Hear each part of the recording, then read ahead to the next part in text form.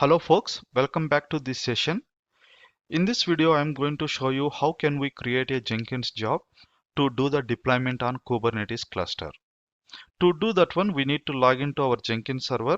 I just brought up our Jenkins server. It is still in initializing state, but we got public IP. Let's log in 080 admin and password. So I have logged into my Jenkins console. Here we should create our Jenkins job to do the deployment. For that one, let's go to the new item. So deploy, okay, deploy on Kubernetes CD job. And it is a freestyle project and okay. So we just need to execute commands on the Ansible.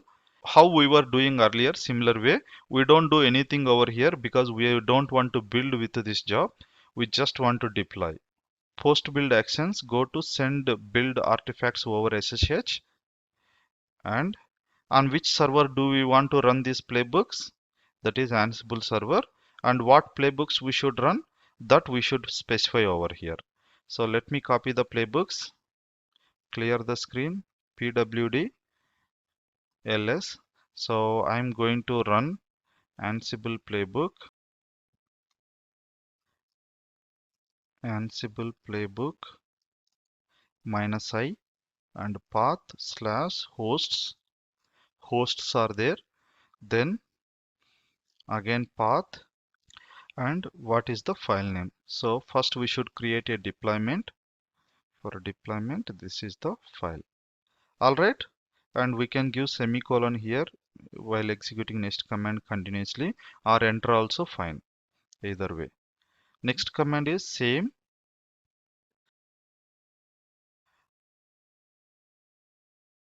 We are going to execute the service file. So service file, that's it. Apply and save it. So I have created a Jenkins job. Now let's go and remove whatever we created earlier by executing manually. I'm on my Kubernetes master node. kubectl delete deploy. kubectl delete to deployment. Our deployment name is Veloxy deployment. Similar way, kubectl delete service. Our service name is Veloxy service. Let me clear the screen. We'll see the pods first. No pods are there. Then no deployments are there. No services are there. Once I execute my Jenkins job, we could able to see that one. And also one more thing, we cannot able to access our application right now because pods are not there.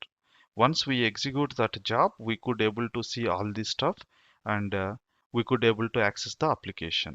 Let's build this now. Okay, let me refresh it. Okay, build is successful. Okay, there is some deprecation warning, but our jobs are successful.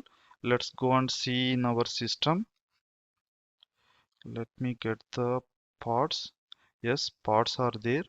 Let me get the deployments. Let me get the services. Okay, everything is fine, and I am also trying to access my application from the browser. So everything is working as expected. Now, one more step to go is whenever we push any code, it should create a new image. To create a new image, we can use our previous job, nothing but which we used to create our images. I'm going back and I will show you.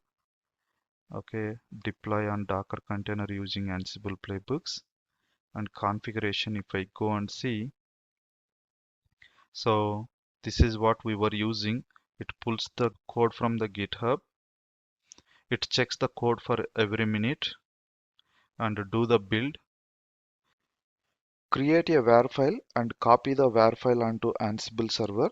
Ansible server create an image by using this playbook and deploy it on a Docker host as a Docker container. But in our case, we have created a CD job which can deploy a image on a Kubernetes cluster. Now we just need an image. So until creating an image, I mean to say until this playbook would be sufficient for us, so that our CI job just creates an Docker image and CD job take that image and deploy it on a Kubernetes cluster. How can we do that one? We are going to see in our next video. Until then, bye, see you there.